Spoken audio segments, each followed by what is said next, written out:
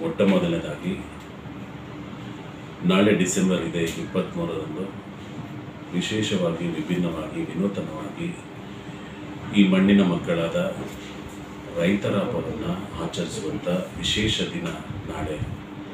ಮೊದಲನೇದಾಗಿ ಸಮಸ್ತ ನಾಡಿನ ಎಲ್ಲ ಅನ್ನದಾತರಿಗೂ ಕೂಡ ವಿಶೇಷವಾದ ರೈತ ದಿನಾಚರಣೆ ಶುಭಾಶಯಗಳನ್ನು ಹೇಳ್ತಾ, ಹಾಗೆ 10,000 ವರ್ಷಗಳಿಂದ ಸತತವಾಗಿ ಮನುಕುಲದ ಹೊಟ್ಟೆಯ ಹಸಿವಿನ ಚೀಲವನ್ನು ತುಂಬಿಸ್ಕೊಂಡು ಬಂದಿರತಕ್ಕಂಥ ನನ್ನ ಪ್ರೀತಿಯ ಮತ್ತು ಆತ್ಮೀಯ ಅನ್ನದಾತರ ಪಾದಚರಣ ಕಮಲಗಳಿಗೂ ಕೂಡ ಭಕ್ತಿಪೂರ್ವಕವಾಗಿ ನಮಿಸ್ತಾ, ಭಾಗಶಃ ಈ ಭೂಮಿಯಲ್ಲಿ ನಾವು ವರ್ಷದ 365 ದಿನಗಳು ಕೂಡ ವಿವಿಧ ಧಾರ್ಮಿಕ, ಸಾಂಸ್ಕೃತಿಕ, ಶೈಕ್ಷಣಿಕ ಹಾಗೆ ರಾಜಕೀಯ ದಾರ್ಶನಿಕರ ಕ್ಷೇತ್ರಕ್ಕೆ ಸಂಬಂಧಪಟ್ಟಂಥ ನಾಡಿನ ಹಬ್ಬಗಳನ್ನು ಭಾಳ ವಿಶೇಷವಾಗಿ ಆಚರಣೆ ಮಾಡ್ಕೊಂಡು ಬಂದಿರತಕ್ಕಂಥದ್ದು ನಾವು ನೋಡ್ತಾ ಬಂದನೇ ಇದ್ವಿ. ಹಾಗೆ ಎಲ್ಲೋ ಒಂದು ಕಡೆ ಜಗದ ಹಸಿವನ್ನು ನೀಗಿಸುವಂಥ ಕಾಯಕ ಯೋಗಿ, ಈ ದಣಿವರೆಯದ ಕಾಯಕ ಯೋಗಿ ರೈತನಿಗೆ ಒಂದು ದಿನನಾದರೂ ಕೂಡ ಕೃತಜ್ಞತೆಯನ್ನು ಅಥವಾ ಗೌರವ ಸಮರ್ಪಣೆ ಮಾಡುವಂಥ ವಿಶೇಷ ದಿನವಾಗಿ ಆಚರಣೆಗಳು ಮಾಡ್ಕೊಂಡು ಬಂದಿರತಕ್ಕಂಥದ್ದು ಬಹಳ ಅತ್ಯಂತ ಕಡಿಮೆ. ಆ ಒಂದು ಸಂದರ್ಭವನ್ನು ಗಮನಿಸಿ ನಾವು ಪ್ರತಿನಿತ್ಯ 3 ಹೊತ್ತಿನ ಅನ್ನದ ಊಟವನ್ನು ಮಾಡ್ತಿದ್ದೀವಿ. ಅದರ ಋಣದ ಸಲುವಾಗಿ ಈ 1 ಹೊತ್ತಿನ ಊಟವನ್ನಾದರೂ ತೀರಿಸಲೇಬೇಕು ಋಣವನ್ನು ಅಂತೇಳಿ ನಾಳೆ ಡಿಸೆಂಬರ್ 23ರಂದು HD ಕೋಟೆ, ನಮ್ಮ ವನಸಿರಿ ನಾಡೆಂದೇ ಪ್ರಖ್ಯಾತಿಯನ್ನು ಪಡ್ಕೊಂಡಿರ್ತಕ್ಕಂಥ HD ಕೋಟೆಯಲ್ಲಿ ವಿಶೇಷವಾಗಿ ರೈತನ ತ್ಯಾಗ ಮತ್ತು ಶ್ರಮವನ್ನು, ಹಾಗೆ ಈ ದೇಶದ ಆತ್ಮ ರೈತನಿಲ್ಲದ ಬದುಕನ್ನು ಊಹಿಸಲಿಕ್ಕೂ ಸಾಧ್ಯ ಇಲ್ಲ ಎಂಬ ಸತ್ಯವನ್ನು ರಾಜ್ಯ ಮತ್ತು ಸರ್ಕಾರ ಎರಡೂ ಕೂಡ ಅರ್ಥ ಮಾಡಿಕೊಳ್ಳೋದ್ರ ಜೊತೆಗೆ ಮುಂದಿನ ದಿನಗಳಲ್ಲಾದರೂ ರೈತನ ಬದುಕಿಗೆ ಒಂದು ಗೌರವವನ್ನು ತರುವಂಥ ಒಂದು ವ್ಯವಸ್ಥೆಯನ್ನು ಸೃಷ್ಟಿ ಮಾಡಲಿ ಅಂತೇಳಿ ಭಾಳ ವಿಶೇಷವಾಗಿ ಈ ಸಂದರ್ಭದಲ್ಲಿ ನಾನು ಕೇಳ್ಕೊಳ್ಳಿಕ್ಕೆ ಬಯಸ್ತೇನೆ. ಭಾಳ ಮುಖ್ಯವಾಗಿ ನಾವೆಲ್ಲೋ ಎಲ್ಲರೂ ಮಾತನಾಡ್ತಿದ್ದೇವೆ, ಬಹುಶಃ ಇವತ್ತು ರೈತನ ಬೆಳೆಗೆ ಬೆಲೆ ಇಲ್ಲ ಅಂತೇಳಿ. ನಾನು ಈ ಸಂದರ್ಭದಲ್ಲಿ ನಾನು ಹೇಳೋದಿಷ್ಟೇ, ಒಂದು ಸತ್ಯವನ್ನು ಕೂಡ ನಾನು ಈ ಸಂದರ್ಭದಲ್ಲಿ ಹೇಳಲಿಕ್ಕೆ ಬಯಸ್ತೇನೆ. ಯಾಕೆಂದರೆ ರೈತನಿಗೆ ಮೊದಲು ಬೆಲೆನೇ ಇಲ್ಲದ ಮೇಲೆ ರೈತನ ಬೆಳೆದ ಬೆಳೆಗೆ ಬೆಲೆ ಎಲ್ಲಿಂದ ಸಿಗಲಿಕ್ಕೆ ಸಾಧ್ಯ ಎಂಬುದನ್ನು ಕೂಡ ನಾವು ಈ ಸಂದರ್ಭದಲ್ಲಿ ಪರಿಗಣಿಸಬೇಕಾಗ್ತದೆ. ಇವತ್ತು ಏನು ಬೇರೆ ಎಲ್ಲ ಕ್ಷೇತ್ರದವ್ರಿಗೂ ಕೊಟ್ಟಂಥ ಮಾನ್ಯತೆ, ಈಗ ಈ ಕ್ಷೇತ್ರದ GDPಗೆ ಅತಿ ಹೆಚ್ಚು ಕೊಡುಗೆಯನ್ನು ಕೊಟ್ಟಂಥ ಕ್ಷೇತ್ರ ಈ ನಮ್ಮ ಕೃಷಿ ಕ್ಷೇತ್ರ. ಹಾಗೆ ಇವತ್ತು ಜಗತ್ತಿಗೆ ಕೃಷಿಯನ್ನು ಹೇಳಿಕೊಟ್ಟವ್ರು ನಮ್ಮ ರೈತರು, ಜಗತ್ತಿನ ಹಸಿವನ್ನು ನೀಗಿಸೋ ರೈತರು, ಜಗತ್ತಿಗೆ ಚಿನ್ನ ಕೊಟ್ಟವ್ರು ನಮ್ಮ ರೈತರು, ಜಗತ್ತಿಗೆ ವಜ್ರ ಕೊಟ್ಟವ್ರು ನಮ್ಮ ರೈತರು. ಸಿಂಧೂ ಕಣಿವೆ ನಾಗರಿಕತೆಯಿಂದ, ಶಿಲಾಯುಗದಿಂದ, ಋಗ್ವೇದ ಕಾಲದಿಂದನೂ ಕೂಡ ಕೃಷಿಯನ್ನು ಮಾಡ್ಕೊಂಡು ಬಂದಿರತಕ್ಕಂಥ ನನ್ನ ರೈತನಿಗೆ ಈಗಲಾದರೂ ನಾಳೆಯನ್ನಾದರೂ ಇಡೀ ಮನುಕುಲವೇ ಎದ್ದು ನಿಂತು ಸ್ಮರಿಸುವಂಥ ಒಂದು ವಿಶೇಷ ದಿನವನ್ನಾದರೂ ನಾವು ಮಾಡಲಿಲ್ಲ ಅಂದರೆ ಬದುಕಿದ್ದು ಏನು ಸಾರ್ಥಕ ಎಂಬುದರ ಆತ್ಮಾವಲೋಕನ ಮಾಡ್ಕೋಬೇಕಾದಂಥ ಪರಿಸ್ಥಿತಿಯಲ್ಲಿ ನಾವು ಬಂದು ನಿಂತಿದ್ದೇವೆ. ಭಾಳ ಮುಖ್ಯವಾಗಿ ಈ ಸುದ್ದಿವಾಹಿನಿ ಮುಖಾಂತರ ನಾನೊಂದು ನೋವಿನಿಂದ ಒಂದು ಮಾತನ್ನು ಹೇಳಲಿಕ್ಕೆ ಬಯಸ್ತೇನೆ. ಅವತ್ತೇನಾದರೂ ಪ್ರಾಚೀನ ಕಾಲದಲ್ಲಿ ಈ ಕ್ಷೇತ್ರವನ್ನು, ಕೃಷಿ ಕ್ಷೇತ್ರವನ್ನು ನಮ್ಮ ರೈತರು ಆಯ್ಕೆ ಮಾಡಿಕೊಳ್ಳಿಲ್ಲ ಅಂದರೆ, ಕೃಷಿ ಕ್ಷೇತ್ರವನ್ನು ತಗೊಳ್ಳಿಲ್ಲ ಅಂದರೆ 3 ನಿಮಿಷ ಉಸಿರಿಲ್ಲದೆ ಬದುಕೋಕ್ಕಾಗಲ್ಲ, 3 ಗಂಟೆ ನೀರಿಲ್ಲದೆ ಬದುಕೋಕ್ಕಾಗಲ್ಲ, 3 ದಿನ ಆಹಾರ ಅನ್ನ ಇಲ್ಲದೆ ಬದುಕೋಕ್ಕಾಗಲ್ಲ. ಅಂಥದ್ರಲ್ಲಿ ಸಾವಿರಾರು ವರ್ಷಗಳಿಂದ ನಾವಿಂದು ಈ ರೀತಿ ಬದುಕಿದ್ದೀವಿ ಅಂದರೆ ಅದಕ್ಕೆ ಮೂಲ ಕಾರಣ, ಅದಕ್ಕೆ ಮೂಲಾಧಾರ ತಾಯಿ ಬೇರು ಕೃಷಿ.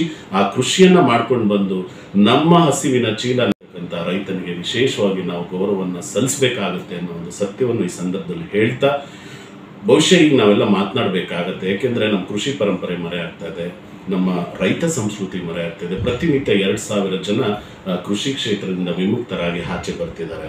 ಬಹುಶಃ ಹೀಗೆ ಮುಂದುವರೆದ್ರೆ ನಾಳೆ ಮನುಕುಲ ಏನು ತಿನ್ನಲಿಕ್ಕೆ ಸಾಧ್ಯ ಎಂಬ ಸತ್ಯವನ್ನು ಕೂಡ ಸಮಾಜ ಈಗಲಾದರೂ, ಸರ್ಕಾರ ಈಗಲಾದರೂ ಎಚ್ಚೆತ್ತುಕೊಂಡು ಬೇರೆ ಕ್ಷೇತ್ರಕ್ಕೆ ಕೊಟ್ಟಂಥ ಮಾನ್ಯತೆ ಮನ್ನಣೆಯನ್ನು ಕೃಷಿ ಕ್ಷೇತ್ರಕ್ಕೂ ಕೊಡಲಿ ಅಂತೇಳಿ ವಿಶೇಷವಾಗಿ ನಾನು ಪ್ರಾರ್ಥನೆಯನ್ನು ಮಾಡ್ತೇನೆ. ಹಾಗೆ ಈಗೇನು ಹೊಸ ವರ್ಷದ ಹೊಸ್ತಿಲಲ್ಲಿ ನಿಂತಿದ್ದೀವಿ, ಭಾಗಶಃ ಸ್ವತಂತ್ರ ಬಂದ ನಂತರ ದಿನಗಳಲ್ಲಿ ಏನು ವರ್ಷಕ್ಕೆ 10 ವರ್ಷಕ್ಕೊಮ್ಮೆ ಕೇಂದ್ರ ಸರ್ಕಾರ ವೇತನ ಆಯೋಗವನ್ನು ಜಾರಿಗೆ ತರುತ್ತೆ. ಹಾಗೆ ಈ ಸಮಾಜದಲ್ಲಿ ಈ ಭೂಮಿ ಮೇಲೆ ಬರೀ ಸರ್ಕಾರಿ ನೌಕರರಿಗೆ ಮಾತ್ರ ತುಟಿ ಭತ್ಯೆ ಜಾಸ್ತಿ ಆಗೋದು, ಬೇರೆ ಸಮಾಜದವರಿಗೆ, ಬೇರೆ ಜನರಿಗೆ ತುಟಿ ಭತ್ಯೆ ಜಾಸ್ತಿ ಆಗೋದೇನ್ವೆ? ಖಂಡಿತ ನಾನು ಗೌರವಿಸ್ತೇನೆ, ಸರ್ಕಾರಿ ನೌಕರನ್ನ ಗೌರವಿಸ್ತೇನೆ. ಅದರ ಜೊತೆಯಲ್ಲೇ ಸರ್ಕಾರಿ ನೌಕರರಿಗೆ ನೀವೇನು ಕೊಟ್ಟಿದ್ದೀರಾ, ಸಂಬಳ ಇದೆ, ವೇತನ ಆಯೋಗ ಇದೆ. ಈಗ ಜನವರಿ 25 ನಂತರ ನಮ್ಮ ರಾಜ್ಯ ಸರ್ಕಾರ ಕೂಡ ವೇತನ ಆಯೋಗವನ್ನು ಜಾಸ್ತಿ ಮಾಡಬೇಕೆಂಬ ಚಿಂತನೆಯನ್ನು ಮಾಡ್ತಾ ಇದೆ. ಬಹಳ ಸಂತೋಷ. ಹಾಗೆ ಎಲ್ಲೋ ಒಂದು ಕಡೆ ತಾಯಿಯ ಮಮತೆಯ ಮಡಿಲಿನಂತೆ ಪ್ರಜೆಗಳ ಕನಸನ್ನು ತೀರಿಸಬೇಕಾದಂಥ ಸರ್ಕಾರ ಸ್ವಲ್ಪನಾದರೂ ರೈತರ ಕಡೆ ಹಿತಾಸಕ್ತಿ, ಇಚ್ಛಾಸಕ್ತಿ, ಆಸಕ್ತಿ ಈಗಲಾದರೂ ಬರಲಿ. ಖಾಸಗಿ ಕ್ಷೇತ್ರದವ್ರಿಗೂ ಇನ್ಸೆಂಟಿವ್, ಇನ್ಕ್ರಿಮೆಂಟ್ಸ್ ಇದೆ. ಈ ಕಡೆ ಸರ್ಕಾರಿ ನೌಕರರಿಗೂ ಕೂಡ ಸ್ಯಾಲ್ರಿ ಇದೆ, ವೇತನ ಆಯೋಗ ಇದೆ. ರೈತರಿಗೆ ಏನಿದೆ, 78 ವರ್ಷ ಆದರೂ ರೈತ ತಾನು ಬೆಳೆದ ಬೆಳೆಗಳಿಗೆ ಒಂದು ಬೆಲೆಯನ್ನು ಕಟ್ಕೊಳ್ಳುವಂಥ ಒಂದೇ ಒಂದು ಆರ್ಥಿಕ ಸ್ವಾತಂತ್ರ್ಯ ನೀವೇನಾದ್ರು ಕೊಟ್ಟಿದ್ರೆ, ಇವತ್ತು ರಾಷ್ಟ್ರೀಯ ವಿಪತ್ತು ನಿರ್ವಹಣೆಯ ಒಂದು ಅಧಿಕೃತ ಮಾಹಿತಿಯನ್ನು ತೆರೆದಾಗ 20 ವರ್ಷದಲ್ಲಿ 2,683,000 ಜನ ರೈತರು ಆತ್ಮಹತ್ಯೆ ಮಾಡ್ಕೊಂಡಿದ್ದಾರೆ. ಇದು ಕೊನೆ ಯಾರು? ಭವಿಷ್ಯ ಮಾಡಿಕೊಳ್ಳಿ ಸರ್ಕಾರ. ಕೂಡಲೇ ಈ ರೈತರ ದಿನಾಚರಣೆಯನ್ನು ವಿಶೇಷವಾಗಿ ಸರ್ಕಾರಿ ರಜೆಯೊಂದಿಗೆ ಒಂದು ಗೌರವಿತ ಅರ್ಥಪೂರ್ಣವಾದ ದಿನವನ್ನು ಮಾಡಿ, ಹಾಗೆ ಮುಂದಿನ ದಿನಗಳಲ್ಲಿ ರೈತರನ್ನು ಕಾಪಾಡ್ಕೋಬೇಕಾದದ್ದು ಸರ್ಕಾರದ ಹೊಣೆ ಅಷ್ಟೇ ಅಲ್ಲ, ಸಮಾಜದ ಹೊಣೆ ಆಗಿದೆ. ಹಾಗಾಗಿ ನಾಳೆ ಡಿಸೆಂಬರ್ 23 ವನಸಿರಿನಾಡಿನಲ್ಲಿ ಹಮ್ಮಿಕೊಂಡಿರ್ತಕ್ಕಂಥ ಈ ಒಂದು ರೈತೋತ್ಸವ ಕಾರ್ಯಕ್ರಮಕ್ಕೆ ತಾವೆಲ್ಲರೂ ಬಂದು ಪ್ರತಿನಿತ್ಯ ನಾವು ಏನು ಅನ್ನ ತಿಂತಿದ್ದೀವಿ ಆ ಅನ್ನದ ಋಣ ತೀರಿಸುವಂಥ ನಿಟ್ಟಿನಲ್ಲಿ ತಾವೆಲ್ಲರೂ ಈ ಕಾರ್ಯಕ್ರಮವನ್ನು ಯಶಸ್ವಿಗೊಳಿಸಿ ಅಂತೇಳಿ ನಾನು ಈ ಮುಖಾಂತರ ಭಕ್ತಿಪೂರ್ವಕವಾಗಿ ಕೇಳ್ಕೊಳ್ತೀನಿ ಸರ್. ಆ ಕಾರ್ಯಕ್ರಮದ ವಿಶೇಷ ಗಣ್ಯರು ಆಗಮಿಸ್ತಾ ಇದ್ದಾರೆ. ಜೊತೆಗೆ ಹಾಗೆ ಕೃಷಿ ಪರಂಪರೆಯನ್ನ ಮತ್ತೆ ಹಾಗೆ ನಮ್ಮ ರೈತರ ಸಂಸ್ಕೃತಿಯನ್ನ ಎತ್ತಿಡಿಯುವಂಥ ಸಾಂಸ್ಕೃತಿಕ ಜಾನಪದ ಕಲಾ ತಂಡಗಳ ಮೆರವಣಿಗೆಯೊಂದಿಗೆ ಇವತ್ತೇನು ಕಲಿಯುಗದ ಕಾಮಧೇನು ಚಿಕ್ಕರಸಿನಕೆರೆ ಬಸವಣ್ಣ ಕೂಡ ಆ ವನಸಿರಿನಾಡಿಗೆ ಆಗಮಿಸ್ತಾ ಇದ್ದಾರೆ. ಹಾಗೆ ಕೃಷಿ ಸಂಸ್ಕೃತಿಯನ್ನು ನಾವು ಮುಂದಿನ ದಿನಗಳಲ್ಲಿ ಮ್ಯೂಸಿಯಮಲ್ಲಿ ಮಾತ್ರ ನೋಡಬೇಕಾಗತ್ತೆ. ಹಾಗೆ ಕೃಷಿಯ ಉಪಕರಣಗಳನ್ನು ಕೂಡ ನಾಳೆ ಅಲ್ಲಿಯ ಶಾಲೆಯ ವಿದ್ಯಾರ್ಥಿಗಳಿಂದ ಮಣ್ಣಿನ ರಕ್ಷಣೆಯ ಬಗ್ಗೆ ಒಂದಷ್ಟು ವಿಚಾರಗಳನ್ನು ಜಗತ್ತಿಗೆ ಸಾರುವಂಥ ಒಂದು ಕಾಯಕವನ್ನು ಕೂಡ ನಾವು ನಾಳೆ ಈ ವಿಶೇಷವಾಗಿ ಈ ಕಾರ್ಯಕ್ರಮದಲ್ಲಿ ಹಮ್ಮಿಕೊಂಡಿದ್ದೇವೆ ಸರ್. ಇತ್ತೀಚೆಗೆ ರೈತರಿಗೆ ಆಸಕ್ತಿ ಕಡಿಮೆ ಸರ್, ಬಹಳ ಸಂಯೋಜಿತ ಪ್ರಶ್ನೆ. ರೈತರಿಗೆ ಆಸಕ್ತಿ ಕಡಿಮೆ ಆಗ್ತಾ ಇಲ್ಲ ಸರ್. ರೈತರಿಗೆ ಆಸಕ್ತಿಯನ್ನ ಕಡಿಮೆ ಮಾಡುವಂತ ಒಂದು ವ್ಯವಸ್ಥೆ ನಮ್ಮಲ್ಲಿ ಬಂದಿದೆ ಸರ್. ಯಾಕೆಂದ್ರೆ ನಮ್ಮನ್ನ ಯಾರೋ ಒಂದು 150 ವರ್ಷ ಆಳಿದ್ರು ಸರ್. ಈಗ ಯಾರೋ ನಮ್ಮವರೇ, ಅವಾಗೇನೋ ಗೊತ್ತಿಲ್ಲದೆ ಹೊರಗಡೆಯಿಂದ ಬಂದು ನಮ್ಮನ್ನ 150 ವರ್ಷ ಆಳಿದ್ರು. ಆದ್ರೆ ನಮ್ಮೂರ್ನವರೇ 75 ವರ್ಷ ಆಡಿದ್ರು ಕೂಡ ಕೃಷಿ ಕ್ಷೇತ್ರಕ್ಕೆ ಬೇರೆ ಕ್ಷೇತ್ರಕ್ಕೆ ಕೊಟ್ಟಂತ ಮಾನ್ಯತೆ, ಕೃಷಿಗೆ ಬದುಕುವಂತ ಒಂದು ವ್ಯವಸ್ಥೆಯನ್ನ, ಮೂಲಭೂತ ಪರಿಕಲ್ಪನೆಗಳನ್ನ ಈ ಕ್ಷೇತ್ರಕ್ಕೆ ನೀಡದಿರಂತ ಸಂದರ್ಭದಲ್ಲಿ ಎಲ್ಲೋ ತಾನು ಈ ಕ್ಷೇತ್ರದಲ್ಲಿ ಸೋಲ್ತಿದ್ದೀನಿ, ನನಗೆ ಈ ಕ್ಷೇತ್ರದಲ್ಲಿ ಬದುಕೇ ಇಲ್ಲ ಎಂಬ ನಿರಾಶೆಯಿಂದ ಕೃಷಿ ಕ್ಷೇತ್ರದಿಂದ ಆಚೆ ಬರ್ತಿದ್ದಾರೆ ವಿನಃ ಯಾರು ಕೂಡ ಒಲ್ಲದ ಮನಸ್ಸಿಂದ ಆಚೆ ಹೋಗ್ತಿದ್ದಾರೆ. ಅದನ್ನ ಬಿಟ್ಟು ಬೇರೆ ಯಾವುದೇ ಹಿತಾಸಕ್ತಿಯಿಂದ ರೈತರು ಆಚೆ ಹೋಗ್ತಾರೆ. ಆಧುನಿಕ ತಂತ್ರಜ್ಞಾನವನ್ನು ಬಳಸಿ ಮೂಲದಲ್ಲಿ ಏನಾದ್ರು ಸಾಕ್ತಾ ಇದೆಯಾ ಸರ್? ಭವಿಷ್ಯ ನಾವು ನಮ್ಮ ಕೆಳಗಿರ್ತಕ್ಕಂಥ ಭವ್ಯವಾದ ಸಂಪತ್ತು ಮಣ್ಣನ್ನ ಮರ್ತಿದ್ದಕ್ಕೆ ನಾವೇನೋ ಇವತ್ತು ಈ ಪರಿಸ್ಥಿತಿಗೆ ಬಂದಿದ್ದೀವಿ ಅಂತ ನಮ್ಗೆ ಅನ್ನಿಸ್ತಾ ಇದೆ. ಯಾಕೆಂದ್ರೆ ವಿಜ್ಞಾನ, ತಂತ್ರಜ್ಞಾನ ಮತ್ತು ತಾಂತ್ರಿಕತೆ ಎಷ್ಟು ಮುಂದುವರಿತು, ಆಧುನಿಕತೆಯ ಭರಾಟೆಯಲ್ಲಿ ಪಾಶ್ಚಿಮಾತ್ಯಕರಣಕ್ಕೆ ಒಳಗಾದಂಥ ನಾವು ಇವತ್ತು ಎಲ್ಲೋ ನಮ್ಮ ಸಂಸ್ಕೃತಿ, ನಮ್ಮ ಈ ಮಣ್ಣು, ನಮ್ಮ ತನವನ್ನ ಮರ್ತಿದ್ದಕ್ಕೆ ಇವತ್ತು ವಿವಿಧ ಊಹಿಸ್ಲಿಕ್ಕೂ ಆಗದೆ ಇರತಕ್ಕಂಥ ಮಾರಣಾಂತಿಕ ಕಾಯಿಲೆಗಳಿಗೆ ತುತ್ತಾಗಿ ಮನುಷ್ಯ ಇವತ್ತು 40 ವರ್ಷ ಬದುಕೋದೇ ಒಂದು ದುಸ್ಥಿತಿಗೆ ಬಂದು ನಾವು ನಿಂತಿದ್ದೀವಿ. ಅಂದರೆ ನಾವು ಆಧುನಿಕತೆಯನ್ನ ಬಳಸ್ಕೋಬೇಕಾ ಅಥವಾ ಸಾಂಪ್ರದಾಯಿಕ ಕಡೆಗೆ ಹೆಚ್ಚಿನ ಒತ್ತು ಕೊಡಬೇಕಾ ಅಥವಾ ರೈತರಾಗಿ ಈ ದೇಶದಲ್ಲಿ ಹುಟ್ಟಿದೆ ವರವೋ ಅಥವಾ ಸಾಪವೋ ಅನ್ನೋ ಪ್ರಶ್ನೆನೂ ಕೂಡ ನಮಗೆ ಯಕ್ಷ ಪ್ರಶ್ನೆಯಾಗಿ ಕಾಡ್ತಾ ಇದೆ ಸರ್. ಇತ್ತೀಚೆಗೆ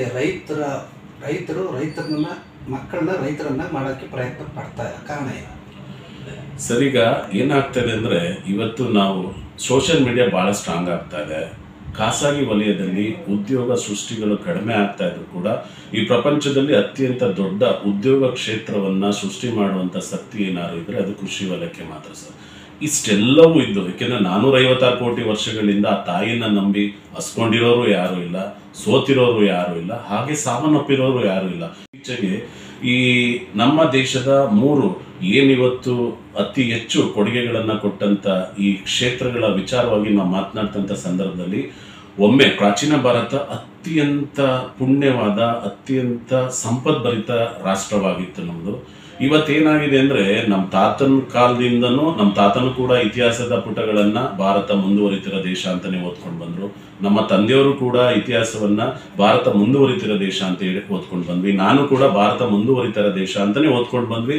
ಇವತ್ತು ನನ್ನ ಮಗನು ಕೂಡ ಭಾರತ ಮುಂದುವರಿತಿರೋ ದೇಶನೇ ಅಂತಾನೆ ಓದ್ತಿದ್ದಾನೆ ವಿನಃ ಭಾರತ ಮುಂದುವರಿದ ದೇಶ ಅಂತ ಯಾವಾಗ ನಾವು ಹೇಳೋದು ಎಂಬ ಪ್ರಶ್ನೆನೂ ಕೂಡ ಈ ಸಂದರ್ಭದಲ್ಲಿ ನಮಗೆ ಕಾಡ್ತಾ ಇದೆ.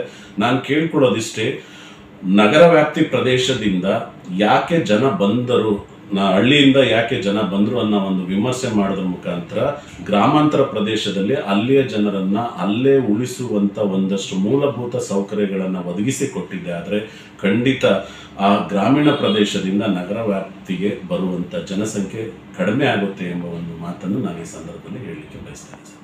Thank you sir. Thank you. Nandini, Bharat news TV, Mysuru.